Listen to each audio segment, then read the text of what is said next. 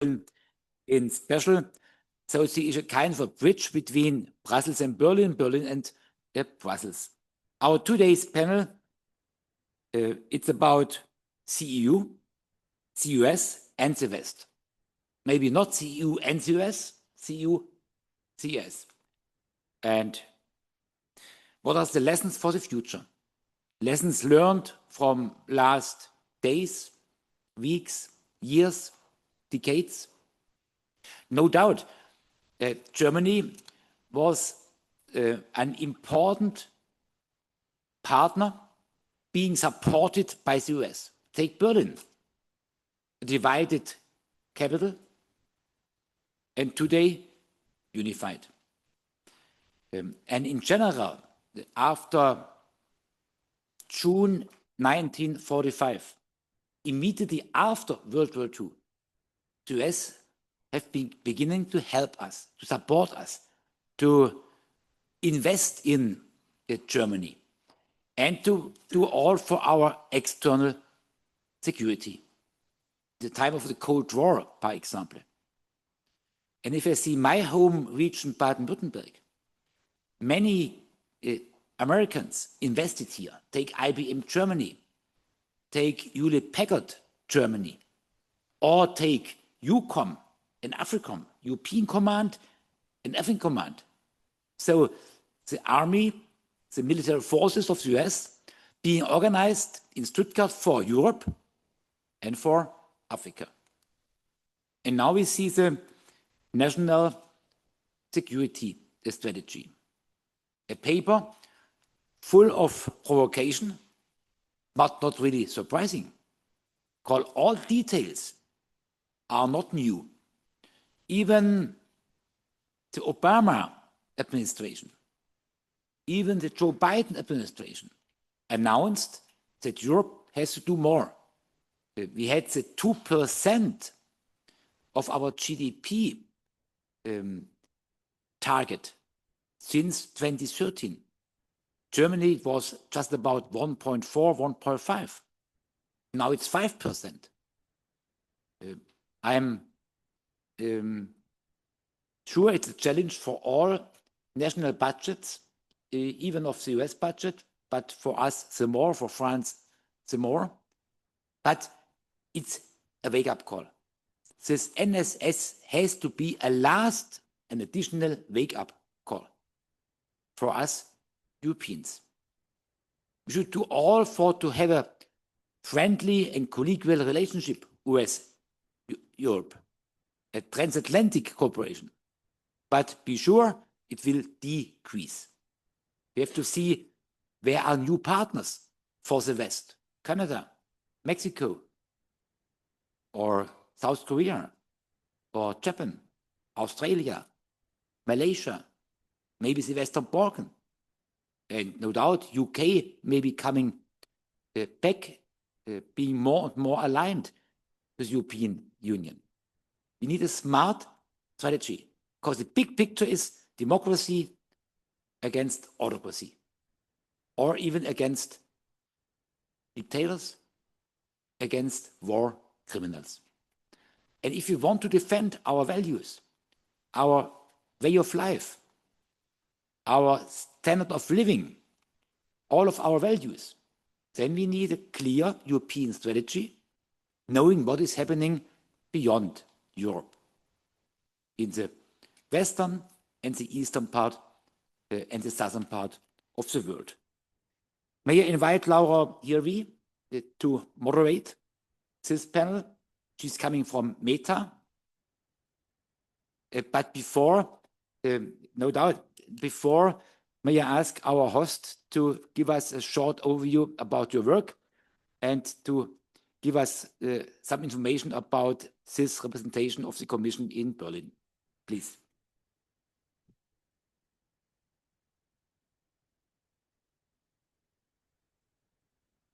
Yes, many thanks, Commissioner. I was born in Poland, so in my country, whenever you hold a title, you keep it to the end. So if you've ever been Commissioner or Prime Minister, you will be always addressed as Commissioner or Prime Minister, at least in our country. That's how I want to keep it here. I want to warmly welcome you in exactly this house, in the European house that we have here. And I was just asked to give you an overview about the work that we are doing here. Actually, I think what we are doing here is not that different from what you are doing. And I understand that what I will say is standing between you and the reception that will follow. So I'll try to keep it short and to stand by the idea of feeding. I understand that ideas, just as children, they grow when they are fed. And what we are doing here is feeding the European idea. We feed it by working together, because it's the togetherness that feeds this European idea. Being united in our differences is not only a theme and a motto for the European Union, but also here in this house, where we have both the European Parliament and the European Commission together in one house, reaching out to stakeholders, to the press, to the citizens, and explaining this European idea.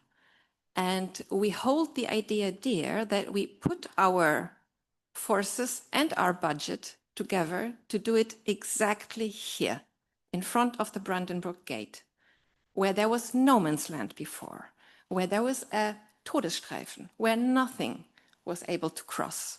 And now we are talking about Europe here, about how to do things together. As I said, I was born in Poland. I've seen this border, this Iron Curtain from both sides. From the western part, where it was written, now you're leaving the American sector. There was not so much written on the eastern part, although I was very little when I saw it from the eastern part. But still, this is something I don't want for my children. So what we are doing here is working on this. And I know that you are doing exactly this. And this is why we are opening this house, because being together is not only reaching out beyond the borders of countries, beyond the borders of institutions, but also beyond our institutions into the civil society, into the people who have power in their hands to move things.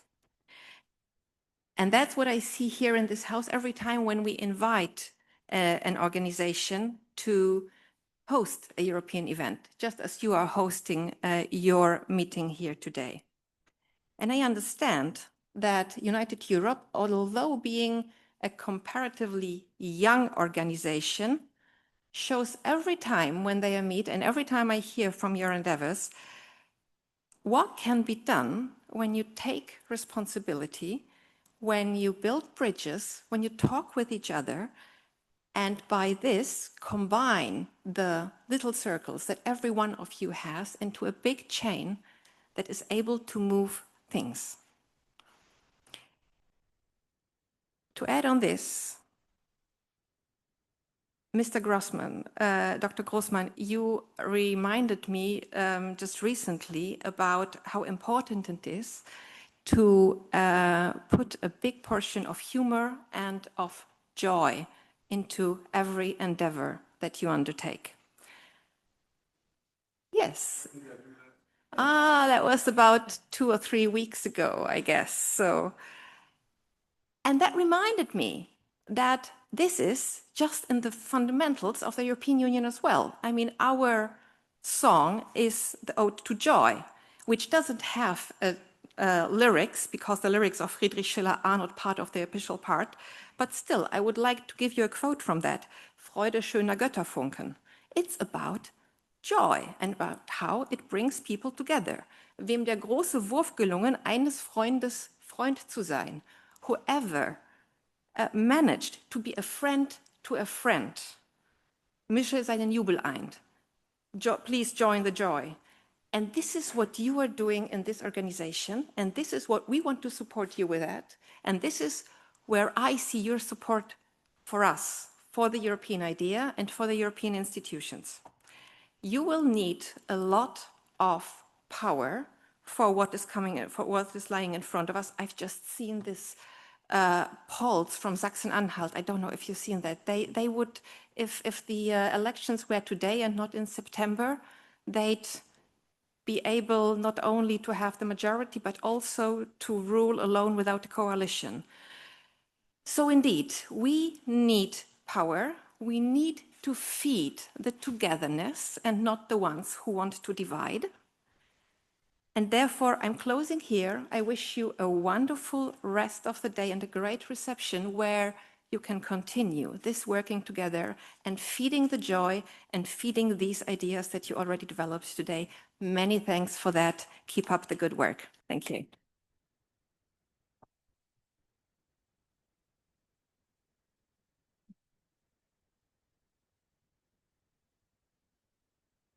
Good evening, everyone, and welcome to tonight's panel. I'm doing something that when you watched yesterday, Friedrich Merz, and he was asked in the arena, he was asked what he would be if he wouldn't be the Chancellor of Germany, and he said he would be a bricklayer, a Maurer.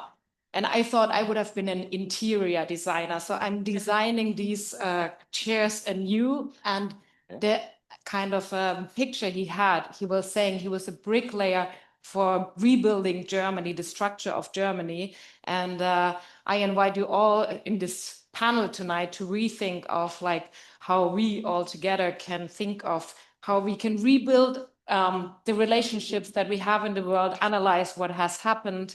I think we have an absolute expert panel on this, and you will also have the chances to ask some of your questions in the end of the panel.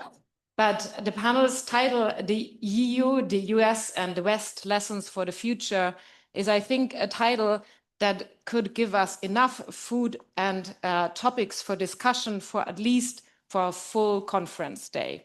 So this is the challenge that we will accept on this panel, to squeeze all of that into 1 hour, and we try to cover as many topics as we can within that 1 hour. And I do have the privilege of having experts from very various backgrounds coming here on stage, joining me in this discussion to look at the complex situation that we have right now in the world, when we look at the relationship between the EU, the US, and then also the West. And when I was writing this, I was wondering, what is the West actually? How do we define that? But that's a very big question. I'm not sure if we touch upon that in the discussion tonight. The first speaker panelist I would like to welcome is Cathryn Clüver-Ashbrook. Cathryn Clüver-Ashbrook is a German-American political scientist and senior advisor at the Bertelsmann Stiftung in Berlin. Her work centers on transatlantic relations, geopolitics, and technology's impact on foreign policy. She previously led the German Council on Foreign Relations and co-founded the Future of Diplomacy project at Harvard Kennedy School. Cathryn is a frequent media contributor and advisor to foreign ministries with prior roles at the European Policy Center, Roland Berger, and CNN International. And this was just a very short summary of her very impressive CV. So please welcome me on the stage, and you might take this. If you take that seat. Thank you. And Cathryn, because I hate always doing this, like otherwise I would talk like for the next, 10 minutes doing all this reading right away. So you have now the chance to make a advertisement. Oh, put in. Are you ready for it? I knew I could do my pitch. Yes, your pitch. My pitch. So I'm here to sell my book to you. So that's my pitch, by the way. None of that will work for any of your Christmas shopping because it's not coming out until January. But thank you, Laura. No, as is unsurprising to many of you in the room who I have known for a very long time. In it, I talk somewhat about what we're talking about today, which is the changes to American democracy and how changes in American democracy might accelerate changes to our own democracy. And so what we need to do now. So the point to Sachsen-Anhalt, I have spent a lot of time thinking about Sachsen-Anhalt every single Sunday for the Sonntagsfrage for the last 6 months. Because there's much to be done. Thank you so much. I mean, like you can always pre-order the book. And then Yes. If the kind of, if gift certificates is what fills your stocking, absolutely, go ahead. Great, thank you. The second expert and panelist that I welcome on the stage tonight is Wolfgang Niedermark. He's a member of the executive board at BDI, the umbrella organization of German industry and industry-related service providers. With a background in economic geography and international law, he has held leadership roles at the German Asia Pacific Business Association, BASF, and the German Chamber of Commerce in Seoul and Hong Kong. Wolfgang brings extensive experience in international business development, government relations, and industry representations, and is, as I would say, an Asia-Pacific expert. So please welcome me on the stage, Wolfgang.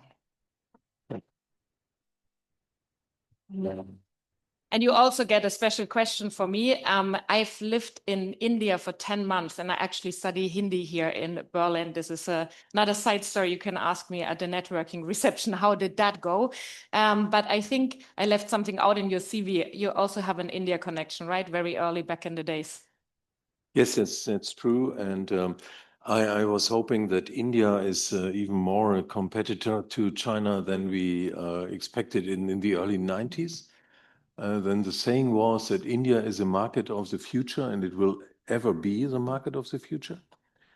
And nowadays we finally reach a point where we take it really serious, that we see a kind of a takeoff in India. And now India is finally playing the role it deserves with its size and the culture and the entrepreneurship we can find there.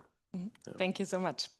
And then the third speaker and panelist that I can welcome on the stage tonight is Johann-Felix Herter. He's managing director in investor relations at Eurazeo. I'm not sure if I pronounced that right. No, okay, you can correct me here on stage in a second.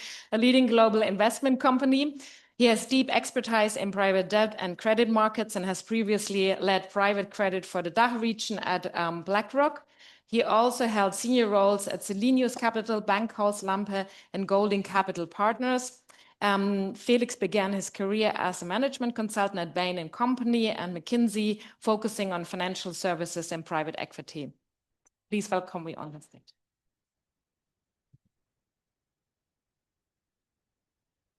So Felix, how do I pronounce it correctly? That's actually there are two pronunciations, Eurazeo or Eurazeo, so I don't know it either. So Eurazeo. So we do offer our investors like language classes. Yeah. So that they do pronounce it correctly. Okay, I think I would need a day to practice that, but thank you so much. Great. Yes, so let us start. I will try to keep an eye on the watch that we have, and I will also try to create some sort of a discussion string so that we cover different topics in tonight's discussion. I think we have to start with the elephant in the room. It was already mentioned what happened on Friday, that we saw the US national security strategy. And I still remember very strongly the moment when I was attending my first Munich Security Conference this year as part of working at Meta. And I was not part of the delegation. I was sitting in the hotel room and watching the live stream. And then came GD Vance on the floor. Yeah. And I think that felt like a Erdbeben, as we would say in Germany, going through whole of Munich and the world. And now we had Friday. So if we look at this kind of like a publication of this security strategy, Cathryn, would you say, were you surprised, or was it something that we should and could have seen coming? It's just a natural kind of like logical consequence of what happened already earlier on, and we should all have been very well prepared for it. Yes, which is the latter, which is to say, if you're paying not even close attention, but maybe moderate and distracted attention, which is easy to be doing in this Trump administration, you could have seen all of this coming. There's a strategy or a description of a political public policy strategy, which is called breadcrumbing, which is this idea that you announce your intentions little by little until you make it blatantly obvious. But before I get to sort of where the breadcrumbs were, let me just point out that within a year and a half in the American strategic frame, if you go back to the national defense posture that Lloyd Austin published, where he described Russia and China as the pacing power, so the large power that has systemic capacities to challenge, but then Russia as the acute challenger and the acute threat. We now find ourselves in a very odd situation, because almost at the same time that the national security strategy was published, within the 24 hours, Steve Bannon, who remains a close strategic advisor to this White House, was saying, and this gets precisely to the points our president made in opening, is that maybe for 80 years the United States has chosen the wrong ally. And that I found even more head spinning, frankly, than what's in the national security strategy. So what were the clues that we could have, should have been watching out for on the European side? Project 2025 was published in 2023. And on page 188 on the section on Europe, there's a sentence in there that says that the United States should be focusing on other Eastern European allies, that it needs to be moving away from its traditional allies. That was sort of the first thing. Then came the February, so so I briefed in the Bundestag on that starting in May, and by that point that paper was already 2 months old. So this is, you know, we're talking way in advance of the election, the public version. There was an earlier version in 2023. So then you raised the JD Vance speech. I was in the room. Wolfgang probably was too. I mean, I literally, that was my 14th Munich Security Conference. I've never felt the air move out of a room so quickly because, of course, there were violations of 2 norms in that speech. A, that you don't bring a party political view to an international conference. That's the idea of politics ends at the water's edge, which is the first piece. And then the second piece is you surely don't meddle in the domestic policy of either your host country or the wider surround. So that was that was already phrasing to say, look, this is going to be a normative break in this policy frame. After that, in April, you had a blog post from the US Department of State, which said that the United States needs to select civilizational allies. This was written by a young State Department staffer, which many of us could have ignored had it not been retweeted by the man in the administration who has not 1, not 2, but 4 jobs, Marco Rubio, who is at the same time National Security Advisor as he is Secretary of State, and a number of other pieces in his portfolio. Shortly after that, in May, the United States published its Human Rights Report, and Germany was ranked under El Salvador. Now, I don't need to remind you, El Salvador, just like we do, has a famous torture prison. Ours is probably right down the street. I haven't seen it yet, but I'm sure it's there because clearly this assessment is correct. I mean, so my point is all these sort of framings of absurdities when it comes to a recasting of what Europe stands for, how it functions, how it thinks about its protection of rights, down to things like how one would interpret in the German case. And this is, by the way, the thing that irked JD Vance so much, a 60 Minutes report that had come out just a week prior, where you had 3 German lawyers explain poorly what the functionality was of the first clause in our Constitution. So a misunderstanding of the complexity, the values, the constitutional structure, the foundational functioning of the European Union, such that it's entirely driven by an American hubristic vision of interest. And when you think about the national security structure as a whole, if it makes us feel any better, of course, they're not just doing it to us. If you look at the first part on the Western Hemisphere, that effectively reads as an almost neo-colonial ambition toward countries of the Western Hemisphere. You'll find the sentence in there that countries of the Western Hemisphere need to accept that American products and American companies are simply better, and they should just give way. And so that is so the point is, it is not at all isolationist. It is severe, it's the entire opposite of it. It intends to meddle in every way possible. It is transactional in that it puts in front of diplomacy sort of the weaponization of everything in the economic sphere. And we see this daily in the European context, not least in the last few hours in the digital domain.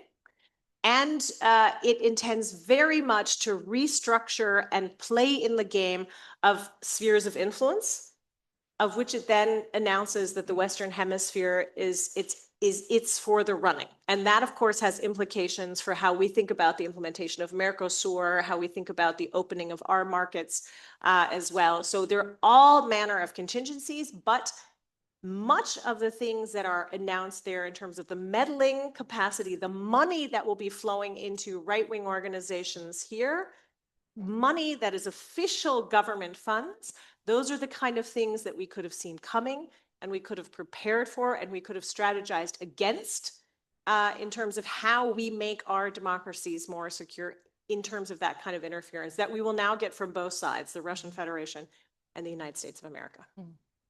Yeah, that's a kind of like the lessons learned. You touched already on a couple of, like what could have, or what should But from your European perspective, basically, what should have been the things we should have been prepared for? And do you have the feeling that we are just running behind? Still, are we reactive, or are we becoming in Europe proactive? Do we have even this capacity? Well, I mean, the fact that this, I mean, it really bothered me, the sort of set of reactions that then flowed out of the weekend, as if we're wholly naive, or I mean, so many of these things we saw in the first administration. I mean, you know, the entire idea that Russia should become part of the G8 again. That's an old idea. We saw that in the first administration. Okay. You know, this idea that you know, Europe would be better off if it split off into its nation states. Again, that's not a new idea. I mean, we've seen this playbook, this, you know, toying with the functionality and the capacity of NATO. None of these things are new. And even though we treated in the first administration, the first Trump administration, it felt like a death in the family. And I understand that the 5 stages of grief, you know, some of that is, you know, this idea that you want to deny that this is happening. But I mean, preparing for the, you know, for the mere possibility that Trump could be in the White House again. And Wolfgang and I were just talking about it before. There were so many clear signs when you get to this idea of how you make our economies more secure, how you think about, and we were saying this before, you know, look at the troops they're withdrawing from Romania, the changes that will come to our defense architecture, because the second piece that came out right after the NSS was the Reuters reporting that, of course, there have been conversations with European leadership that by 2027, the Americans expect NATO to be entirely European-led. And that's a timeline on which none of us are banking, despite 4 years of a Ukraine crisis and a Ukraine war, which is odd, frankly. But we've also not done any of the work on paper. What does this mean for our economies in Ramstein, in my hometown of Wiesbaden, in Kaiserslautern, where you're building a huge medical unit, by the way? I mean, what does this mean even from that perspective? All the sort of economic dynamism that runs around American investment in our security. We weren't even capable of doing that on paper because we were so entirely in this denialist mode that this was not going to happen because we would will it so. Wolfgang, you're nodding. What is your that hope is not a strategy. Yeah, hope is not strategy. Okay, one lesson we can take all home with. What is your perspective on how Europe in general, not only now to the strategy, but to the second Trump kind of administration, how they reacted?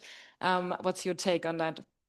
Yeah, it sounds perhaps a bit weird and too big, but that's the point of discussion where I always draw the analogy to climate change. Mm-hmm. Yeah, we know what's going on. We see all the effects. We know by scientific means we can forecast what's happening. And this breakdown of our global world order we have been so comfortable in, we have been observing for long. Yeah, really for long. It started, of course, with the observations in China and other parts of the world, but also in Trump 1. We have, even in BDI, we have written papers about this general trend which is coming up. And we were advocating for European anti-coercion instruments also in the light of what's happening under Trump 1. That is written in our papers, it's 10 years ago. And okay, the main focus on the challenge was always China. It's good that we have a new elephant in the room. Normally it's always China, which is the elephant in the room. And then I would like to comment on this term lessons learned. We are in a learning process. This is really ongoing. There's not a single lesson so far really learned. And we have a kind of resistance and reluctance to accept what's going on. In our community, which is, you know, the BDI is transatlantic as you can only think about. Herr Grossmann, you know our format at the Munich Security Conference where we had the transatlantic dialogue with the Congressional Roundtable. You attended it many times. Yeah, so we are bullish on transatlantic relations. We always have been. But 2 years ago, there was a young man called J.D. Vance, and he was just attending this little format we organized. He was not on the big stage, but even then he already told us exactly what you just explained. That was a 5-minute intervention. By the way, immediately after his intervention, he left the room. No interest to discuss at all, just in your face. No. And then I leave the room. And we in our community are really puzzled. Just the other week, we had a retreat. You have been guest of these retreats before. And that was on our relation to the, of course, transatlantic partners, mainly US. We also talk about Canada, but it's a totally different story. A colleague of mine is here. We have a transatlantic business initiative, which is based on BDI, the Chamber, DIHK, the Banking Association, and the Trader Association. So we try to join forces to analyze the situation. And on the second day, you know, in this retreat, we have these working groups and let's think, and we try to create a positive agenda. How can we counter this development which we all are experiencing? And that was really the hardest thing. Yeah, I believe it. That was hardly possible. When with any positive aspect we tried to bring into this discussion, someone said, "Oh no, with these guys and read these books and listen to J.D. Vance and listen to the new strategy, it's not possible." And that is really frustrating.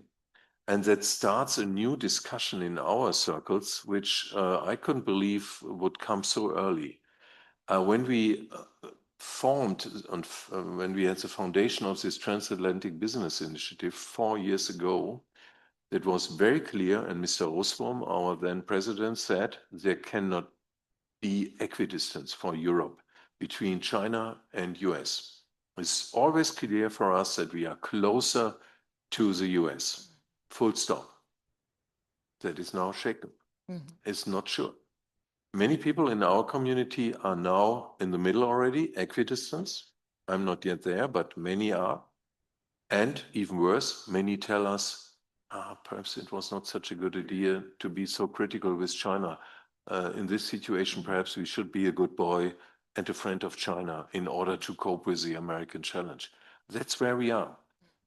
So I cannot present a view of BDI. That is everything in between. So we have all kinds of sectors, we have all kinds of sizes of companies, all kinds of personal background, all kinds of business relevance. Are you strongly invested in US or not? So for us, it's really, really difficult to find a stance here. We observe, we listen to experts like you, and try to moderate this learning process, but it's not a single lesson learned yet. And looking for the allies, as you said, are there alternatives even around? Is it like a scenario where you can say, you know, like there's, Cathryn, you said like there is maybe this not wanting to accept that, you know, in the first Trump period, everybody was just waiting for it to be over and then things will be fine. So I think now the question is, can we just wait and it's over and it will be fine? Or is this like a fundamental shift and do we have to look for alternatives? That's I think one of the questions. Felix, from your perspective, I mean, like you are also like BDI members. Everybody is affected right now from the current political situation. How does it look from your perspective? So first of all, there's increased volatility in the market. That's what we observe, and actually we have seen more investment. We have seen more inflows into our product because Eurazeo is purely investing into Europe, and many investors actually shying away from private equity investments in the US for the political uncertainty, for the heightened volatility, because they don't know what's going to happen to tariffs, how their investments are going to be affected. So in a way, this administration has for us been quite benign. A positive impact, would you say? You're one of the few. We're one of the few, yeah, because people are actually canceling their US investments and instead they're focusing on Europe. And this is a good thing. We are also seeing a heightened interest from US investors for the reasons that we care about topics like impact, sustainability. And suddenly there was a global impact conference in Berlin. And I've never met so many US LPs in Berlin, actually, except for Super Return, of course. So yeah, I think there are separate movements, and in a way, I mean, we are rather thinking about how we can make Europe more competitive, more resilient, and how we can work together, actually, with the European Union on the growth part to provide capital, to foster collaboration between the large economies. So, I mean, everything kind of like volatility creates also opportunities, and I think we really have to work on these and capture these opportunities and see actually how we can move into a position where we cannot be coerced to giving up on our values. Exactly, because that's kind of the situation we brought ourselves into. We are not in a position of power because we don't have the kind of we talked about it before, that there is the potential, of course, in Europe. You do have the potential of being a very strong market and of having basically also the potential to be one of the new drivers of innovation. Germany was once, back in the days, we invented the car, we invented the computer. I mean, like, that is long ago, you know. I mean, like, times have clearly changed. But when we look at the situation right now, it all comes together, right? We have the US with the tariffs, with the taxes, we have the Ukraine war, we have the demographic shift taking place in Germany. And then we have a regulatory landscape in Europe that is also not very helpful from your perspective. I mean, Minister Reiche, she was yesterday in Brussels, and she posted after the competitive council that she attended, she posted something along the lines that the EU must not be the Silicon Valley of bureaucracy. It must become the Silicon Valley of innovation and technological breakthroughs. We have to be more courageous in really changing things. From your perspective, like, what is the potential of Europe? Or, you know, like, when we talk about we want to be one day, hopefully very soon, a very strong ally in this whole complex system, what does it need? What does it take? So I think on the one hand side, we have a lot of diversity within a relatively small geographic region in Europe. And what we also have, we still have, from an investment perspective, still quite different regulatory regime, which makes it difficult for us to really collect a lot of capital across Europe. Not even because investors have like different tastes. And for example, one product that I can sell in Germany is probably not so much in demand in Italy or in France, and vice versa. We briefly spoke about defense funds. In France, it's a big thing, defense funds. Here, actually, I would not dare to show up with a defense funds to an insurance company. I think I would never, ever, even in today's situation, get approval from the investment committee so that they could invest into a defense fund. And with regards to the shift in the regulatory regime, I was more thinking about the pension system, which of course is like grown on a quite country-specific basis. And I think it's quite difficult to harmonize these things. So it will take some time. We have seen a very successful harmonization on the Solvency II in the insurance world. I think we are making good progress on the banking side, but still, of course, for a like united capital market in Europe that's strong and that can actually be a competition to the US capital market, I think it will still take some time. That's, of course, also to be the eager Wolfgang, a question to you. Like, I know that your president was very vocal about it, and so what's your point? I mean, like, the correlation of like where we stand in Europe in this whole friendship. It's. I don't want to repeat all these arguments. Of course, we know we have it all in writing. Again, it's not that we don't have the textbooks. Yeah, Draghi has written it down, everything. Okay. So the capital union, everything, all elements are given. So please start working on these strategies. That is not a problem that we do not know where the problems are. We do not really start tackling them. And that's where I would like to refer to what Gosia said, the idea. And we are in a situation that I'm afraid that we lose our stakeholders here, which is the managers of the multinational corporations, the big ones, but same with family-owned SME, classical Mittelstands companies. they are losing patience. So the overall sentiment towards Brussels and the machine, the regulation machine, some people call it monster, is really at the lowest degree I've ever experienced in my professional life. And we have to regain momentum for the idea. The idea seems to be just even more regulation. And I meet many officials in Brussels and who still believe in this Brussels effect, the regulation power, and that's about to clash with the view of our stakeholders in the industry. People are really, again, losing patience. And if we lose them, well, we get into a difficult situation. We have all kinds of surveys that even today, the appetite for investment in Europe, in Germany in particular, is really decreasing. 68% of our stakeholders would like to invest elsewhere. By the way, not even in US, it's also the appetite is going down, but it's Turkey, it's you look to Africa, India, we have mentioned it, still China. And that's really alarming signals we are receiving here. Our president always puts it, yes, we know that we have to work on competitiveness in Europe. All the problems we are facing, we can only find solutions on a European level, not on a national level, absolutely no doubt, but not with that Europe we have today. Which is a critical, clear statement. It's challenging our European governance. And if you do that, you are in danger to be close to some people who want to destroy Europe. Absolutely not what we want. We want to revive the idea. We are waiting for leadership to do that.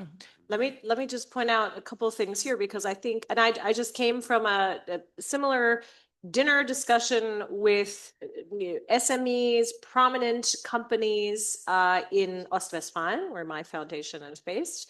And what you hear there is a lot of cynicism. And why is it important to pay attention to this destructionist attitude you get from a lot of particularly tech investors, tech builders, because, you know, this sort of nihilistic streak that Peter Thiel is on.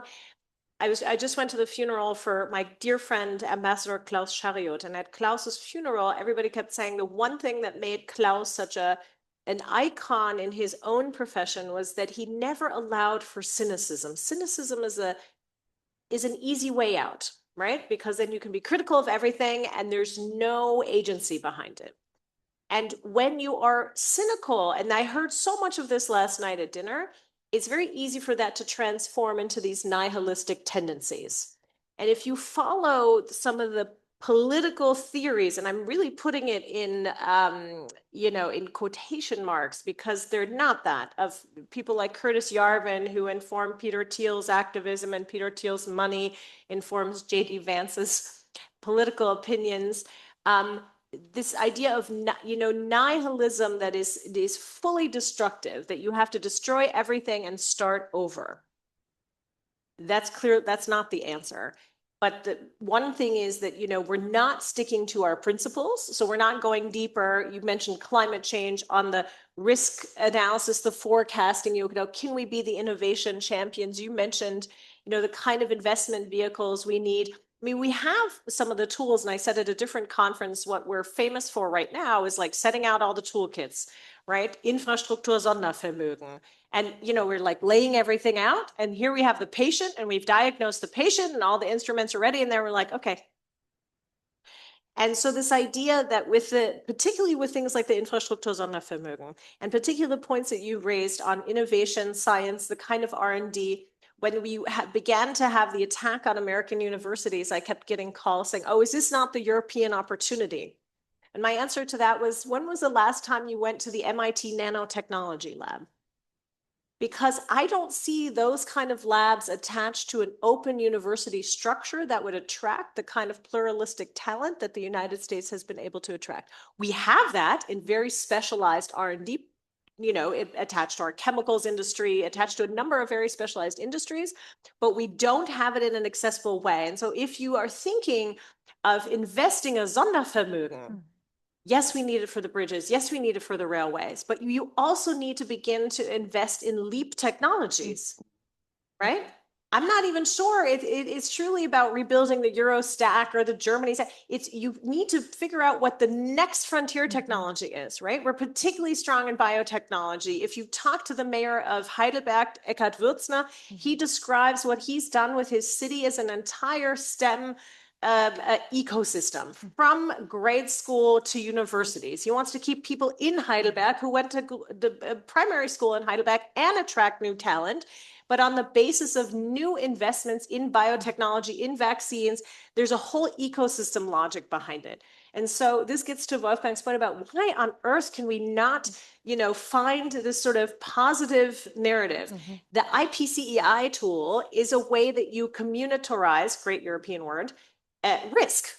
Right? This idea that, if you want to send it, Sachsen-Anhalt, Intel, we have massive companies that have pulled out from Saxony, Sachsen-Anhalt, massive investments that have pulled out. So now is the time as a German government, you do a groundbreaking on a leapfrog technology that you have co-financed with your French partners, and you're putting in seed investment from the Infrastruktur Fund.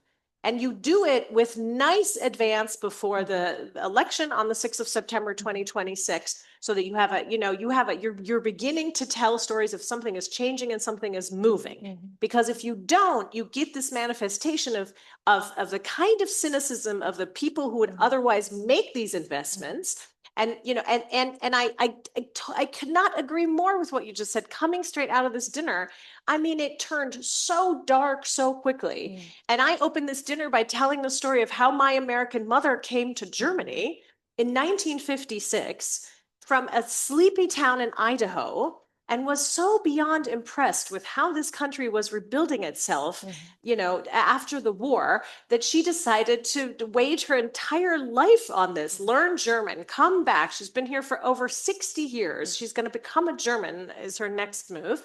That's an inspirational story. That's a can-do story. Any American would would use that kind of thing to begin to build a new narrative.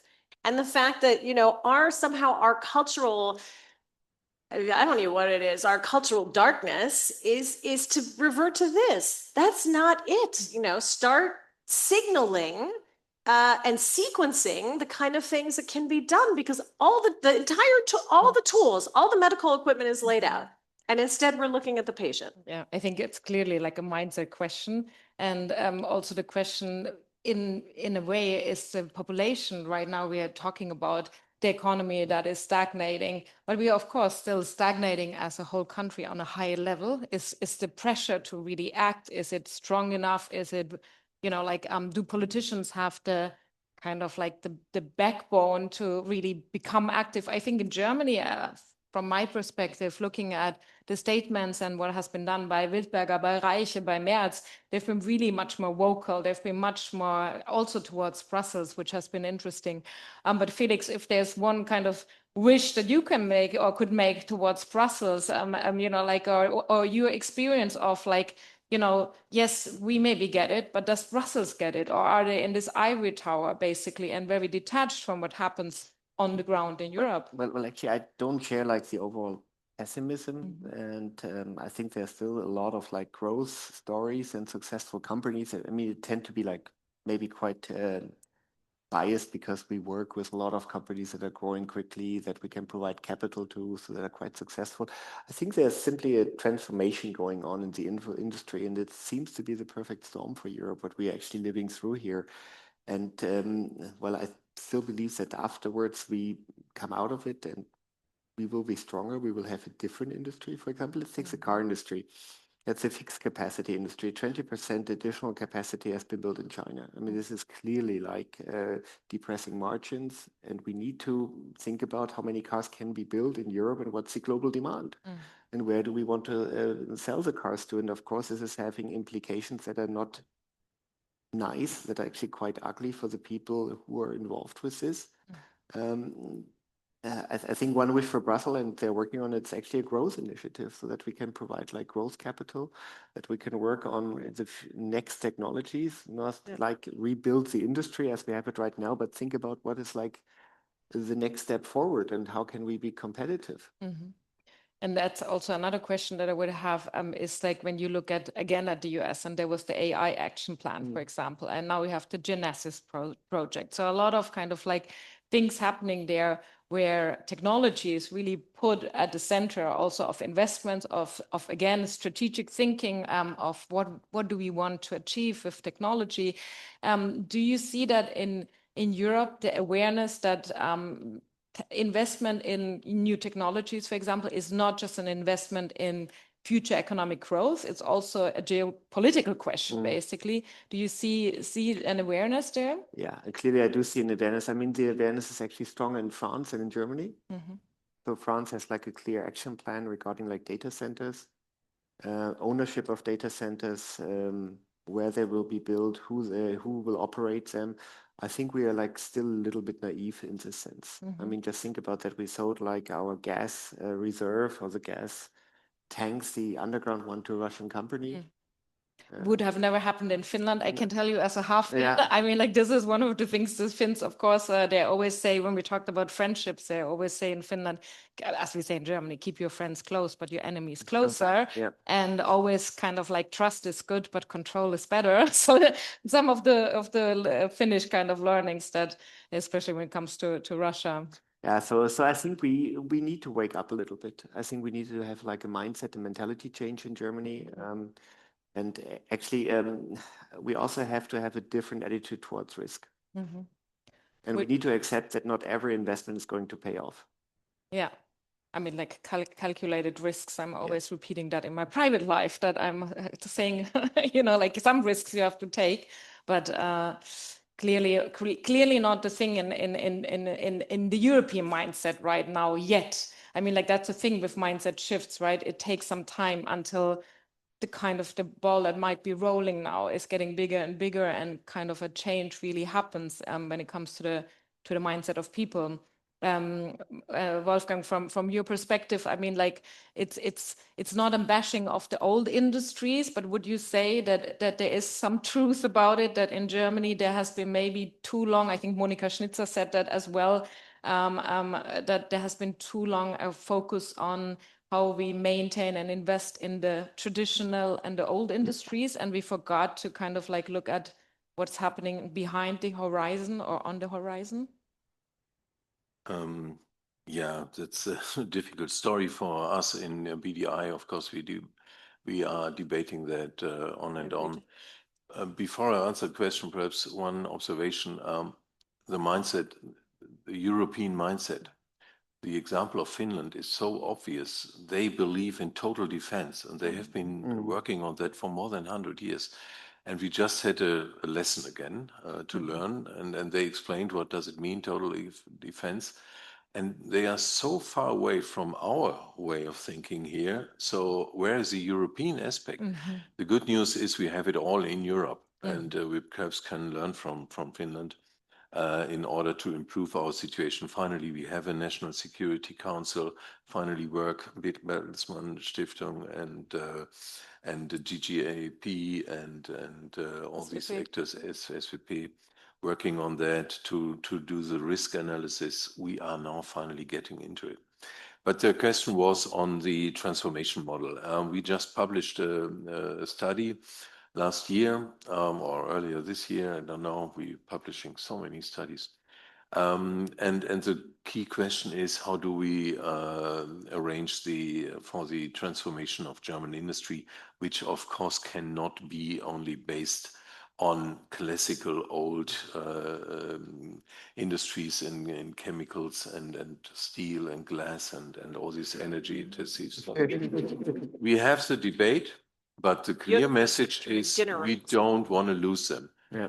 We may lose part of it, the basic part, the volume part in ways. Yeah? There are all these graphs where we calculate that perhaps we lose, if it goes really bad, we lose 20% of these industries and parts of it, and we lose some of the companies, yes. But what we definitely want to protect is this ecosystem of value chains based on basic materials, on chemistry, on steel, and then have the full value chain still in Germany and Europe. And don't give up on basic materials and basic industries. If you do that, then you lose the rest of the value chain as well. That's still a deep, it's a conviction we have here.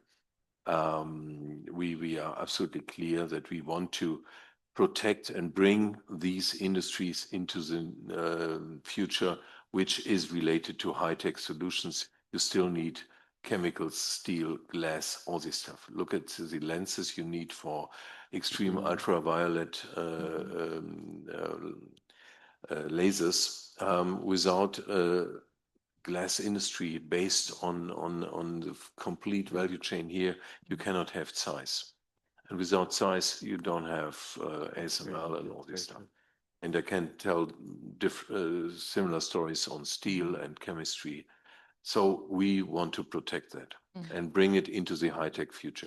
I mean, I think the main piece is here, and we made this problem, and we made this mistake with China, is that for the longest time, and with Russia, frankly, we separated economic needs, economic operational pieces with power considerations that, you know, drive the way that we are positioned politically.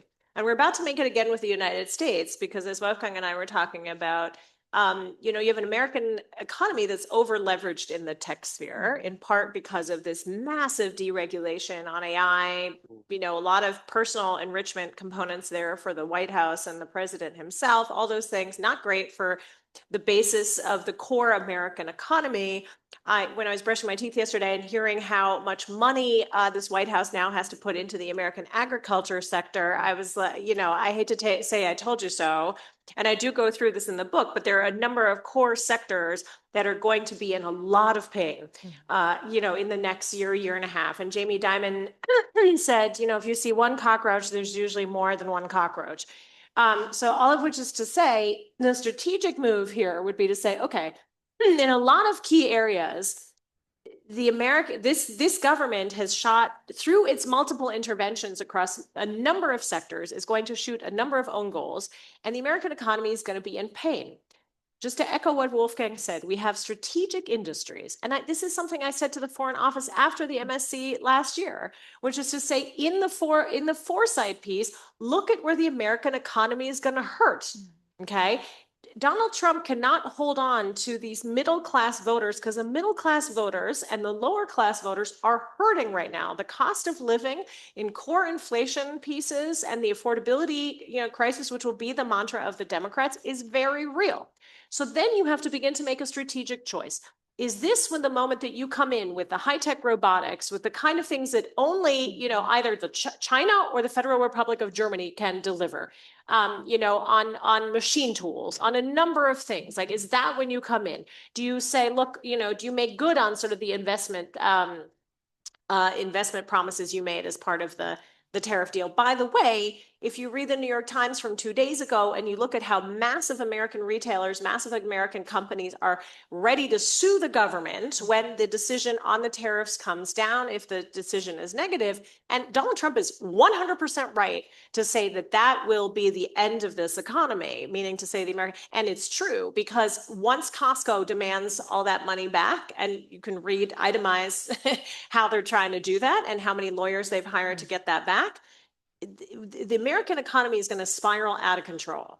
And so if we had an economic statecraft, and I mean that's for the Federal Republic of Germany, but I mean this mostly for the European Union. And we've heard some, you know, the anti-coercion instruments and a couple of other tools are part of what could be an economic state. But the point is, when you're, and you mentioned I ran a program on diplomacy, you look at the whole landscape. On the defense piece and keeping American interests on the defense side in Europe, you have the Poles talk to the Americans. You don't have the Germans negotiate on behalf of Ramstein, number one. This, you know, and the same thing on the economic piece. You look at the pain points that the American economy is going to face. Then you have a values discussion, which is to say, you know, is there a payoff matrix large enough for our economies where we're able to shoulder the fact that, like with China, in certain sectors, in certain aspects, we're doing a deal with the devil or Russia. And what does that mean? What does that mean for our domestic electorate? What does that mean for our credibility? What does that mean for our sequencing? And who do we set out to have those conversations, and who's having them when? Is that the chancellor or is that business? We don't do these trips anymore where the business community goes with the chancellor, because you can make different arguments if you're just the business community. Okay, particularly to this administration, you have to show up as a deal maker, and you have to show up with stuff to offer, because this American economy is going to hurt. And so, and by the way, when the American economy hurts, who hurts even more? Aha, there's a zero growth. So this is the point where you begin to make a tactical plan, and you figure out what your core assets are, and you figure out what you can offer, and then you backward map who does what when. And this gets to the point of the risk analysis components. And that's what you then call economic statecraft. Yeah. And that's something, by the way, that you can begin to sell back to your electorate, because you can say, trust us, we have a plan. Doesn't feel like it right now when you No, look at the exactly. reactions. Well, but my point that we is, have from Europe. there's a number of things you could do relatively easily here. That's not rocket science. Yeah.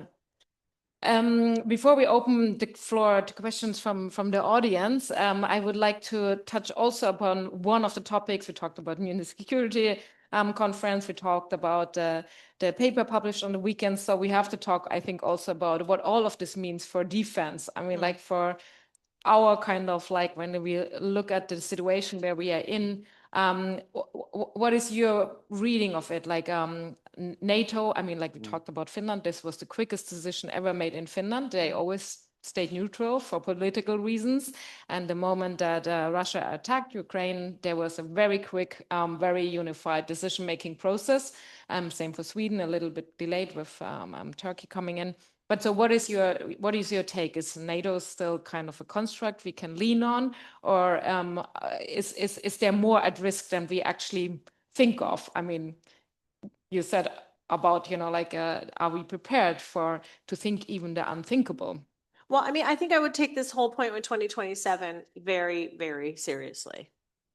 And that means you're going to have to think about the nuclear umbrella again. That's a really uncomfortable conversation to be having. There's the rival piece between the UK and France, but you really have to take it down to the line in these conversations.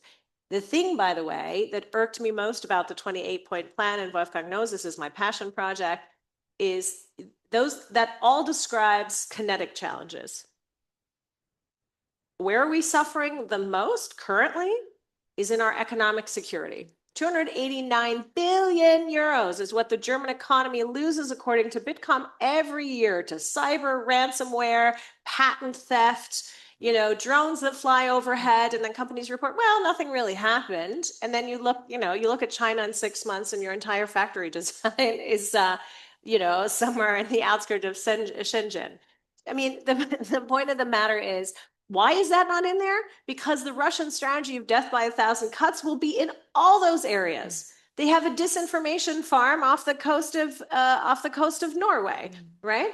The whole piece on Arctic security is built on Arctic access ways. This is why it's so vital to listen to the Finns and think about the total defense piece.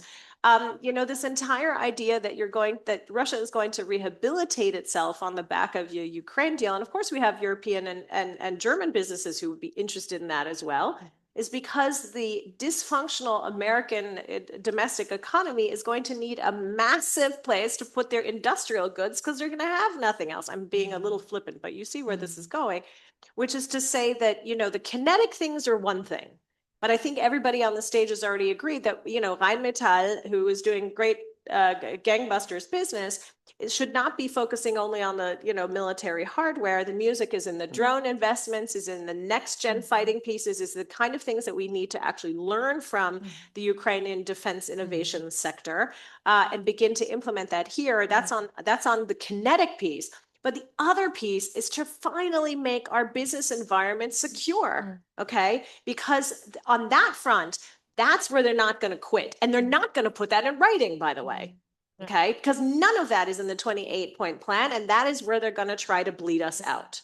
And so it's a vital, so it has to be a holistic approach. And that's the kind of things that we need to be putting, in these kind of negotiation documents, because that's the death by 1,000 cuts that the Russian Federation is planning on the backs of our economy. And we're also back, I think, at the topic of tech AI. I talked to a politician in Germany, and he was like, the future wars that will be done with tech and AI. And I was like, the future wars? I mean, like, we are already having right now the situation where, as you said, Ukraine has really a lot of like knowledge. And but from the perspective of investments, you said that investing, I mean, like, I thought actually that our defense kind of like startups and also more established one, that they're actually doing well, but like Helsing, for example, you know, like, and all of that. No, but I was more like speaking about regulated investors and their willingness actually to The regular investor, yeah. Like let's say it's like the alliances of this world. Are Yeah. they going to come and back a defense fund? And I don't see it actually currently. Not in Germany. Not in Germany, and maybe they're like family office, but even though people do not want to be associated with it. Still not. Still not. And this is kind of like the challenge. And this is something I believe we need to tackle. The whole European defense industry is relatively fragmented. Yeah. And I don't see actually, I mean, there are some attempts to build like European champions, KNDS tanks, the Leopard tank is one example. Actually, the interesting part, when I was like sitting with one of the advisory board members about a year ago, they told me they can produce 8 tanks per month. Well, that's a very impressive number. That's probably what the Ukraine is losing in a day. So, and again, the question is this actually smart to build tanks for the next aggression, for the next potential war? I'm not too sure about it. What's the strategy? Again, we come back to the strategic thinking and about like, I mean, in the US, we had the DAPRA, we had this kind of like bringing tech and defense together, and what came out of it, amongst others, the internet. But Wolfgang, you want to say something before I open to the... Yeah. Felix said, we are too slow. We are not yet there. We are also, again, on a learning curve, but by far too slow.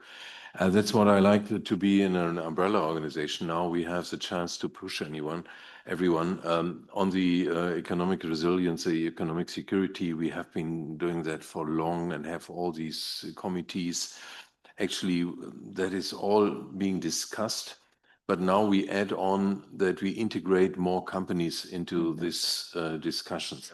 And just the other week, there was an invitation by BDI and Mrs. Reiche and Pistorius and brought 40 CEOs. And really the CEOs came from the big corporations and sit together in Bentler Block and what we call Gesamtverteidigung. So a very comprehensive concept, not focusing on defense industry alone, so the usual suspects, even including the startups, but getting machinery on board, vehicle makers, chemistry, steel makers, everyone must be part of this whole story.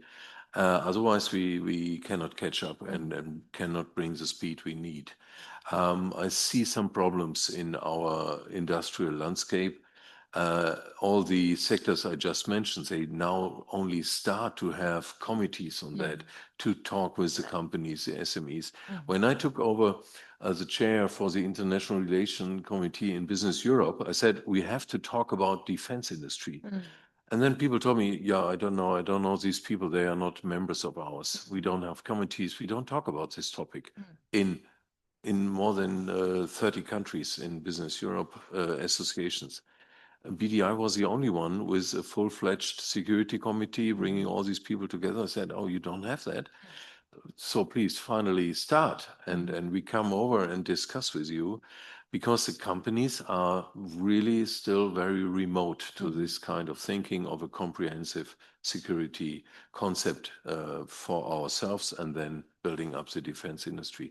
It's a hard job, and I don't know if we have enough time to be as slow as we used to be in these topics. That's it. And we need to think about, warfare of the future. I was watching a piece the other day from an American context, but they said drone warfare needs entirely different medical support on the battlefield, if you think about it, which is to say that in the Afghanistan war, American medical units that had to get out and get injured soldiers could do so in 15 minutes, triage and deal with whatever injuries they had. If there are drone swarms, so whatever you have in terms of kinetic soldiers on the field, and you're engaged in kinetic battle, but at the same time there are drone swarms. The militaries have to begin to plan what you do in those kind of situations. You won't be able to bring injured people off the field. What does that mean? That has an ethical dimension, that has a technological dimension, that has a medical dimension, that has all manners of these sort of dimensionalities. And my point is, it's, it's great that we have housing. We have a couple of other, wonderful, interesting drone companies, some of which with Israeli technology, lots of, but all the knock-on effects in order to, be remotely ready for the kind of situations you might face after 2027, have to have those integrated effects, the economic security effects, but then also, what does the battlefield of the future look like? How does this all come together? And that, that's part of it. That's part of them thinking of all the cascade of pieces there. And then, of course, the one thing that we haven't talked about, the interconnected piece, is the capacity of our labor market. Toyota got so freaked out, and I know this because I talked to John Bolton, of all people. His daughter works at Toyota, and Toyota got so freaked out in the tariffs piece that they went to running 3 rounds, 3 rounds of production lines, working 24/7 in the United States, so that they could produce Toyotas for the American market, so they could mitigate. So, I mean, my point is, if Wolfsburg is out of next period chips and can't produce the Volkswagen Golf, but all these things, Neil Ferguson wrote this piece about the arsenal of democracy, how we now have to become the arsenal of democracy and have to think about transforming, and I'm exaggerating now, he does it in a more elegant way, but, transforming Wolfsburg into a kinetic hardware machine and then run 3 lines of production around the clock where you're doing these kind of things. Then the next question comes with, what labor force are you doing that? Under which kind of labor laws are you doing that? Under which kind of labor protection laws? And Christian Sewing, the head of Deutsche Bank, will not stop talking about, productivity per labor hour in this country is around 20 hours versus Singapore is about 40 hours. All these things are connected.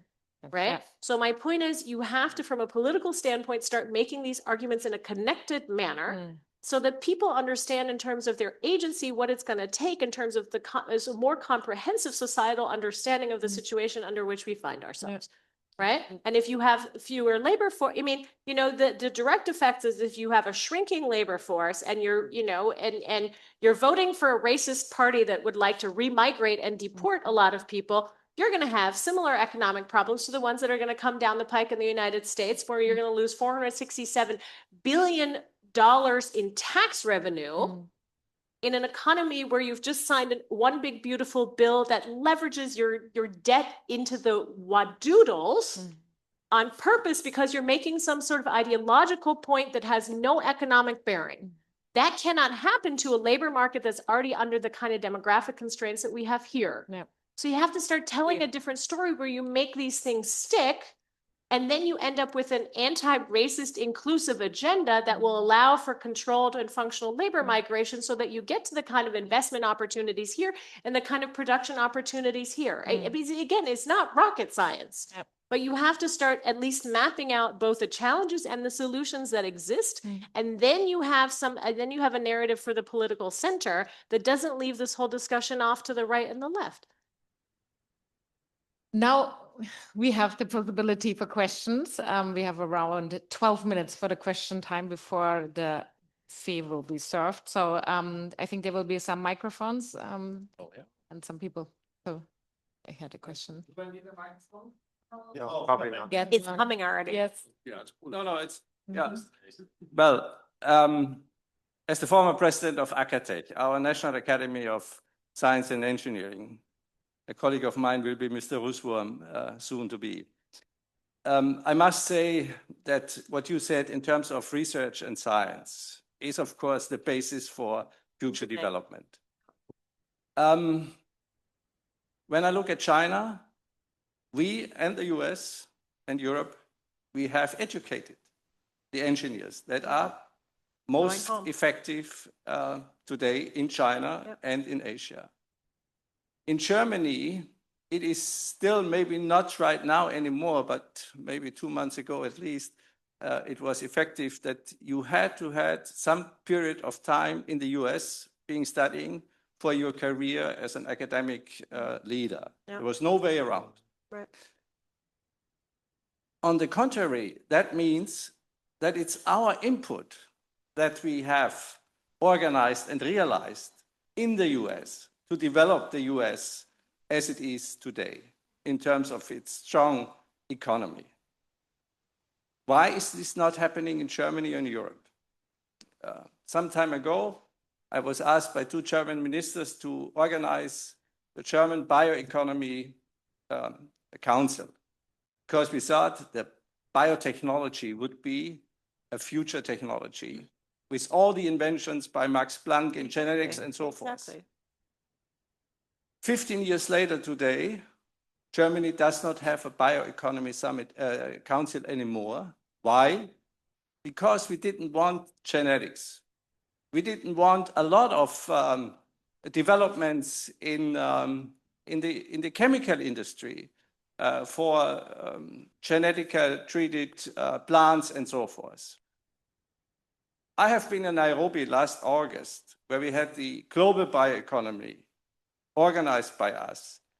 And the two nations that are leading this field that we have invented is China and the US. Mm-hmm. Magnificent developments, even in the defense arena. When you look at defense, I was running a big German research center with own satellite missions and so forth. It was a huge time you had to invest to show that there was no dual use. You know, when you have satellites for Earth observation, it's not easy to show that that could not be used for other purposes. And we had all universities in Germany, all research centers, have documents to show that they do not do dual research. That means for military purposes.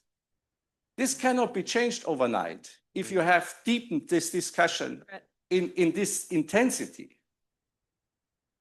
But the most problematic situation we still have in Germany and in Europe, particularly in Germany, is the question, are you really willing to transfer your research results into reality, into practical operations? And is this accepted by society? No, this is not. Because this is associated with failures. You always will have failures. There's a complete different culture in the US, also in China. Failures are allowed. Mm-hmm.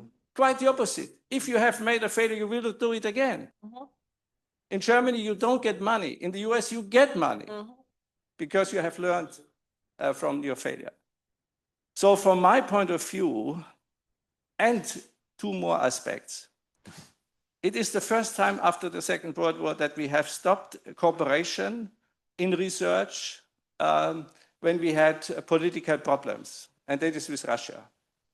Our interaction with Russian science was very intensive and most productive, particularly in physics and mathematics. And we are missing this right now. There is a lack.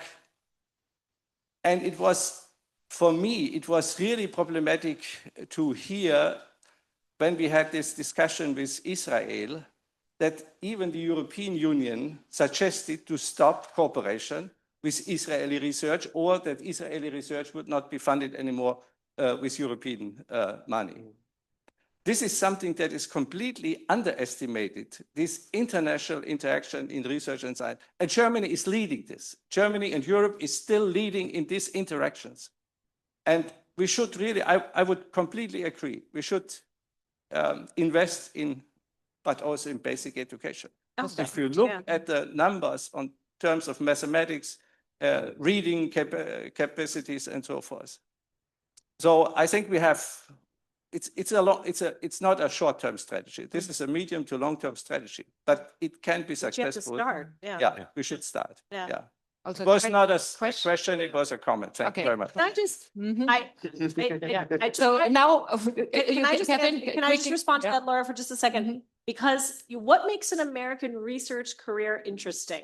When I was trying to explain to people what the strategy of the Trump administration was to dial it up, the first thing they did is they cut the 60% overhead of research grants. What does a 60% overhead do? Just for everybody who's not, I spent 13 years at Harvard, so I know this extremely well. What does that do? It allows for the main researcher to have the career that you're describing, which is that for 2 days, you're in the lab teaching PhD students and developing innovative solutions in an academic context. On Friday, you're doing your commercialization work, where you take some of the trial pieces, because you have time, you're bought out of part of your contract, you get the rest of your, because you still don't make a ton of money as a researcher, but there's a commercial venture, there's a VC piece, that will allow you on Friday and maybe a couple hours on Monday to work on commercialization of part of your research in that context. On Tuesday, you're teaching undergraduates. Okay. So what is your week? Why do you stay at Harvard or at Yale, or I don't care where you are, at Stanford as a German, for instance, because that is your week. What an interesting week. What a delightful way to spend, to get input, to be there, to be present, to see how things work in practice. That's what people want. And that was the first thing they did. They took away that 60% overhead piece so people would be squeezed, right? And so you can't bring in foreign PhD students, you can't do these things. That, however, is the kind of structure that you need to bring people home, if that's what you want to do, or to keep people here. You have to create variegated, interesting careers. And if I could not, and this is true in the social sciences as well, right? If you look at the think tank landscape, I came back after 13 years here, Wolfgang knows this very well. The think tanks would sooner like to work like this and talk to nobody. I don't understand how you get political change if that's what you do. Now, There is a wholesale cultural change shift that has to happen here, but we have to start because there's also an opportunity here to make this work. okay. Yeah. There is still time for Another question. Exactly, another question, but I also would like to encourage, I think there are these, what is it called, young leaders in the room. So if anybody of you also wants to raise a question, I will make sure you will also have time to ask a question. Anybody of you guys? Yes, you? Yes, okay, please. Then we collect both questions. No, of course, I'm not taking away your question. I just want to make sure that you both ask your question and then you still have time to answer depending on how long the questions are. We have 8 minutes. Okay, also not a question, just a short comment, because we're in the European House here and there's been a lot of EU bashing. I think if you all load it onto the EU, that's also a bit lazy. I mean, the discussion we just had clearly also shows us that there's a lot that we could do in the nation states that is really down to us. Do we need all the 27 commissioners? No, that's the way it currently works. Do we need all the DGs that exist in Brussels? Also not. But the regulations and directives that are done there, they apply throughout Europe. So it is about harmonizing the market. Probably Brussels could do a bit more regulations than directives because they are directly applicable. The countries then don't have to decide how to do it. But at least that in terms of building the EU market, I would argue helps. What I've, on the other hand, never seen or heard is that national governments have their own commission and look at what do they actually still need in terms of national legislation, because there is EU legislation now. So for most countries, it is additive, but it doesn't have to be, because the national capitals are also really quite lazy. So that is something where I would say to industry, work with their national capitals, but also, and this is what Günther Oettinger always says, also go to Brussels where this legislation is being done. It is ultimately transparent. You can there's almost nothing that you can't find on the internet in terms of what Brussels is doing regarding legislation. So I would say, don't offload it to Brussels, but be more active, especially vis-a-vis your national governments, but also show up in Brussels. Thanks. Thank you. Then we take the question. You touched shortly upon the question about the voters in the US, and well, the US is still a democracy, at least still. And do you think so? Separating the American people with the US administration, do you think at some point the US administration will see some pushback from the electorate, even from their own? Because there's the MAGAs, but there's also Republicans. And I was also reading like a lot of the Republicans don't actually agree with the politics of the US administration regarding Europe and protection of Europe. So also with the midterms being ahead of us in the US, would you at some point see a kind of pushback from the electorate that would change also the view of the administration or not? That will change the view of this administration? No, because this is a power play that's based in ideology, which the president doesn't share, but the president is interested in two things: power and financial enrichment for his family. He's not interested in the forthcoming of his base, but that doesn't matter because two things are happening at the same time if you pay very close attention. The transformation of American democracy is wholesale.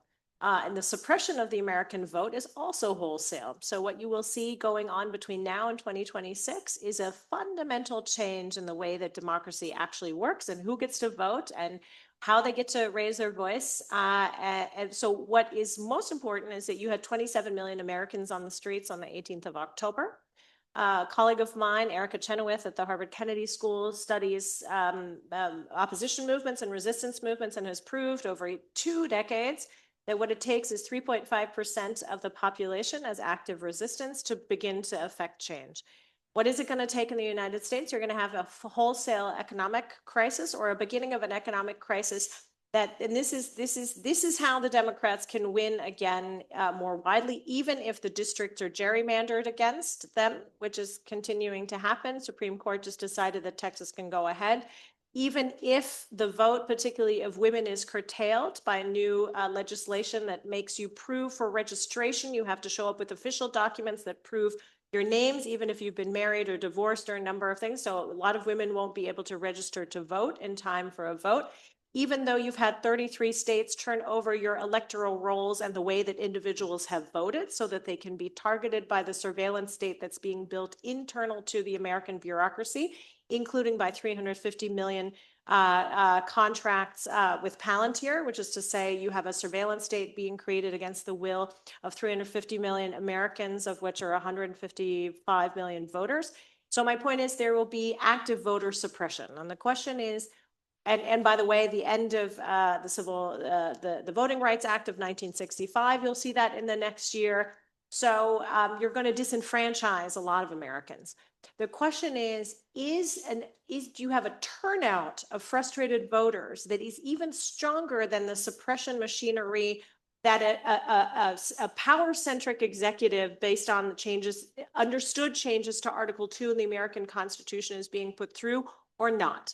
That group of people has to be so overwhelming in force that it truly changes the power dynamic within Congress, because people like Marjorie Greene, Taylor Greene have left Congress because there has been violence threatened against them. And this has been going on for a number of years.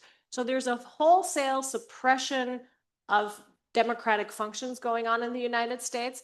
But if the economic crisis is such that it brings out a whole cast of voters, the 0, 1, 2 voters that voted for Trump, so the never voters, the inconsistent voters, for a midterm election where usually voting participation is low, that it can stem sort of all the attempts that the MAGA movement is making to suppress the vote, then maybe you have a chance. Am I wonderfully optimistic about that? No. There's one last question I can't ignore. I think I saw some others, but you have to do them during the networking. But because the host of tonight basically is having a question, I want to give you the last question, the last word, kind of. I'm not sure if this is a question. Actually, this is a comment. Because you said you heard a lot of EU bashing. Actually, I don't see it at all like this. On the contrary, this is a way on how we can develop us, European Union. Great. This regulation, this approach we had for the past decades, with all this regulation, the enforcement, the Cassis de Dijon rulings and all what it entails, this has brought us the internal market. And the internal market, in my personal opinion, is the absolute gem that we have within Europe, both for internal reasons, for the way we can act here, as well as for our external relations with our partners, with for partnerships, for trade, for everything. If we now need a different approach, we need to ask the European Commission a different question than we have asked them before and give them different tasks. We are staff. We are here to serve. That's why we are here. And we need maybe also to adjust the way how we choose our officials for the European Union. The way we have been choosing them for the past 50 years was looking for perfect clerks. Maybe we want now to look for a bit more of creativity and thinking beyond borders. That has not been so much within our key set of sets that a clerk or an EU official should have. Well, however, give us these ideas and we are very happy to put it to the next level. Many thanks. Thank you so much. Thank you, everyone, for this discussion. And I think we can continue it over the buffet. And anybody of the hosts wants to say some final words. Thank you for your input. Really appreciate it. Yeah. Let me thank our panelists for a dynamic and open discussion.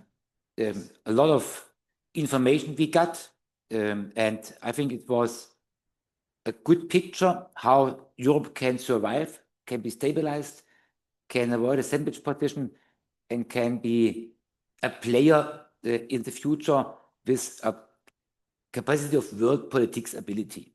That's it, I think. And Berlin and Brussels, in a single market, Brussels and Luxembourg has a place to be, not Berlin, sorry. What do I see? If you take all employees of Business Europe and BDA and BDI, a huge number of employees here, a small team in Brussels. Or take television, our public, the broadcasters. A few number in Brussels, many here and in Munich and in rural areas. Or take offices of Mercedes or BMW, sorry, or RWE or E.ON. A lot of people here and just a small group in Brussels. And if not, our lobbying is more in a single market in Brussels, but in Berlin, we are not really tough and ready. And here I can say smaller member states as Lithuania or Slovakia, they know that Brussels is a place to be. Bigger member states, not all, do know it. France knows it, because for Paris, Brussels is a neighborhood city. So I think smart lobbying in a democracy, lobbying has to be. It's not poisoned. It means to be active in Brussels. And at the end, better one regulation than 27. But no over-regulation. One smart regulation for a single market. And one trade agreement for outside. And trade has to be an EU-only competence, not a competence for regional parliaments, as in Belgium. So I think we need a smarter governance to survive and to be competitive with and against the US. Now we come to an end. Thanks to all of you. Thanks to the moderator. And may I invite you for a small and light buffet and for good red and white wines. Good evening. Vielen Dank. Ja. Zutiefst beeindruckt. Von mir? Ja. Ach so, bei dir. Du holst es.